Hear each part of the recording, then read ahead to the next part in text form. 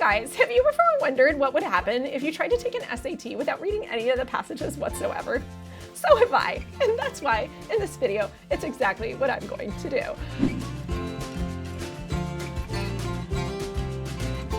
My name is Brooke. I've scored perfectly on an SAT as an adult. I've coached students to perfect scores on the ACT and the SAT, in particular to the most recent version of the SAT, which is the version of the test that I'm going to be running this wild experiment on. If you're studying for the ACT, make sure you check out our math books. Follow us on Facebook, Instagram, and Twitter. Announcements over. Let's make this happen, guys. I don't know how I'm gonna do. Now, I do know that I know some things about this test in terms of trends, like the kind of answers that tend to be right and the kind of answers that tend to be wrong, but that is not enough to really perfectly get the right answer on the SAT. It is no safeguard. I can guarantee you I'm not gonna get a perfect score, and I will say, do not try this at home, kids. I strongly recommend reading passages if you wanna get a good SAT score. But for your entertainment, here we go. I'm going to use all the things, all the secrets of my online SAT prep course from SupertutorTV.com, all the secrets from working with all of my students, except for going back to the passage, which is one of my big secrets. And probably my number one tip is to go back to the passage and find the answer in the passage before you look at any of the answer choices. So this is really out of my comfort zone. In any case, here's what I'm going to say, guys. I am not going to read the passage, but I am going to allow myself one luxury, and that is I will read the title of the passage. So that's all I get. I'm just giving the title and the blurb. I'm going to give myself the title and the blurb because not reading anything is kind of like crazy. Like I don't even know the topic, right? At least throw me a bone there. Okay. So here we go. I'm going to be using the SAT October 2020. The reason I'm using that test is that I have a fairly minimal experience with it. I will admit that there are a couple of questions on this test, probably 4 or 5, that I have gone over at some point with some of my private students. That doesn't mean I necessarily read the whole passage. We talked about those questions and discussed them, several weeks ago after they took the October exam and got their QASs back. So it's been a little while since I've been exposed to this test in particular. It's the one I'm least exposed to that I know of that's released of all the legally released QAS tests. And I'm super familiar with so many SATs that if I did this with an older SAT, it would kind of be beside the point. So in any case, let the entertainment begin. Which of the following statements best summarizes the passage? So I'm going to go back to the title. We have Meg Wolitzer, the wife. Originally published in 2003, the narrator is a student at Smith College, a women's college, is enrolled in a creative writing class in the 1950s. Okay, so this is probably about somebody who's woke in the 1950s. Oh gosh, I really don't know. This is stupid hard. I would want something vague. This seems kind of weird because it's about this girl in a creative writing class. I don't know if she wants to convey her experience if it's creative writing. I'm guessing maybe not. This is a total guess, guys. I'm like totally at the creek here. I'm between B and D 50-50. Okay, I'm gonna keep going. I'm totally guessing here. As used in line 33, pinned most nearly means. So pinned is probably not attached. It's very, and pinned is probably not displayed. Those are really common means of pins, like Pinterest. So it's usually not the common one. So we were pinned, and what does that mean? I was pinned down. I was like confined probably, I don't know. If you're a writer, you might feel pinned to a particular topic. Totally guessing here, but that's usually how those go. And this is just trends. Again, you really need to check the passage, guys. This is a terrible way to take a test. Who thought this was a good idea? If they're tourists, why are they afraid of traveling? So my rule is I always want neighborhood or scope. So we have to be talking about him. Number 11. Wait, I get to at least read the top, guys. John Hossack, speak of John Hossack, convicted of a violation of this huge fugitive slave law before Judge Drummond, the U.S. District Court. Hossack was tried for aiding an escaped African-American slave in violation of the fugitive slave law of 1850. Yay, I got some crumbs.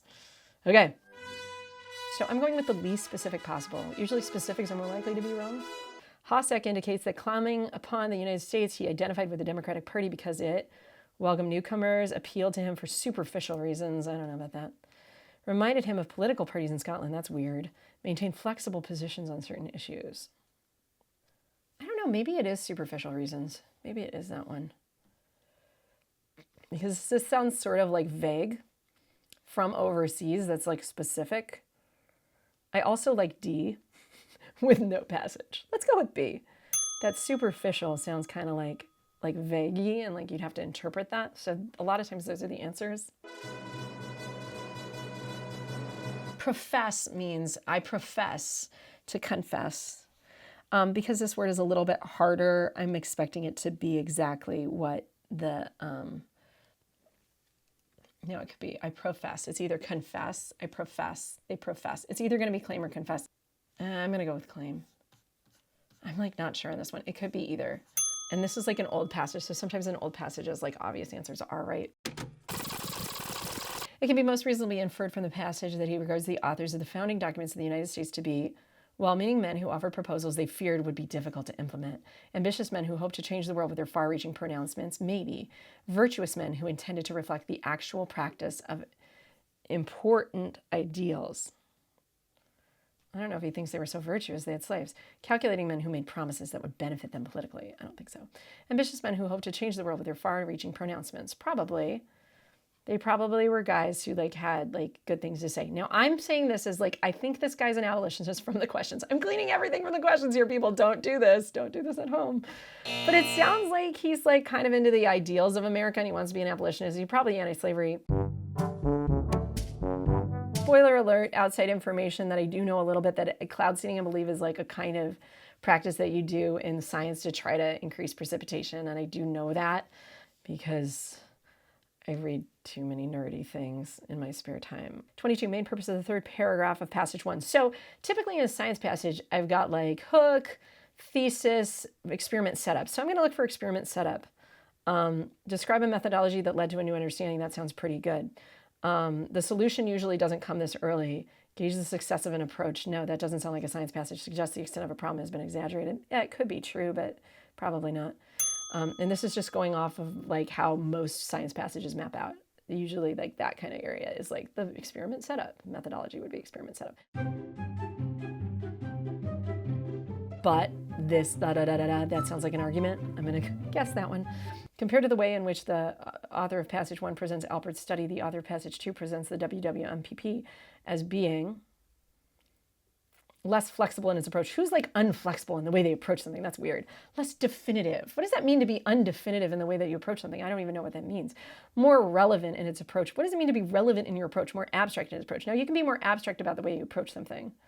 Right? They approached it abstractly. They sort of asked, like, does this work like from a theoretical standpoint as opposed to using a, yeah. 31. Which statement best expresses the main idea of the passage? The outcome of elections can often be attributed to geographic variations in voters' values. What does this even mean? What are geographic variations in voter values? That sounds like a weirdism that like SAT made up and it doesn't make sense when I isolate it. Politicians exploit the triggering effects of voting veterans to better their chances in elections. I don't think politicians know about this factor of like voting venues. This is probably an idea in the passage somewhere that like voting venues can trigger you. Voters' attitudes toward education funding are affected. This is weirdly specific. Voting decisions can be influenced by surroundings in which voters cast their ballots. It sounds really simple, plain, clear. It's probably right. Sides, that might be like they took sides. I'm gonna go with that one, guessing.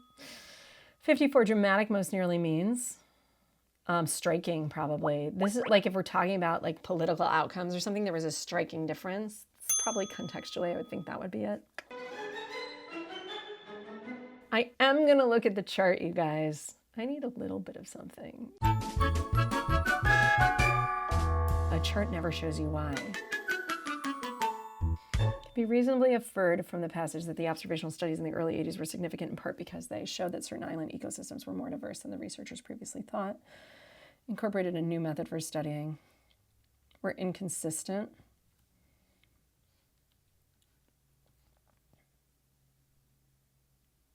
I'm guessing D.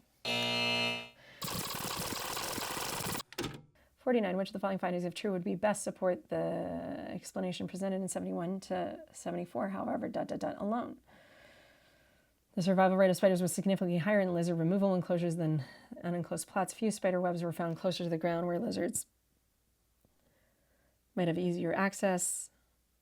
I have no idea. Oh, man. Guess. Okay, whew, cool. So we're going to grade this. Oh my God, I got 5 right. So maybe there is something to be said for my reading for trends. Whoa, are you kidding me? I got all of these right? I'm totally guessing here. I missed one. Regression to the mean a little bit, but I did pretty well for not reading the passage. 42. D, inspect. Ah, darn it. It's a typical meaning that doesn't usually happen. It's usually not that easy. It's really hard to get the lines when you can't read the lines, guys. 49A. Oh man, I am like biting the dust on the spiders. I am really struggling here. But now we're gonna add this up and we're gonna see how I did, guys, okay? I missed 19. So let's see what that is. This is like fun. I never like miss 19 on a test, so let's see. Reading, I had 19 is a 28. So a 28, what we do is like we double the 28. 28 times 2. If I did the same on the writing and language, I would be on track to get a 560. Ta-da! So there you go. I got a 28, equivalent of a 560 if you doubled it and assumed I would be on track with the writing in the same way. Half of what would amount to a 560 if I did the same on the reading and writing with no passage reading. There you go, guys. So I hope this is a lesson in you have to read the passage, because I'm really good at these if you just let me read the passage, guys. And a couple of the passages I was amazingly able to guess at what it was getting at, and I got on a roll. And on one of the passages, I got on the wrong roll and I totally guessed wrong. That science passage on spiders really crushed me. But you know, who knows? Maybe you learned something in this video, maybe you didn't. In any case, subscribe to our channel if you want more tips. And if you want to know how I kind of am able to get things right without even reading the passage, and what these kind of little trends, these little thumbs on the scales are that sometimes work out and obviously sometimes they don't, we share all of those in our online course at SupertutorTV.com, so you can check that out there. If you're taking the SAT soon, good luck to you. Thumbs up if you like this video. That helps support our channel. Thanks guys for watching. We'll see you next time.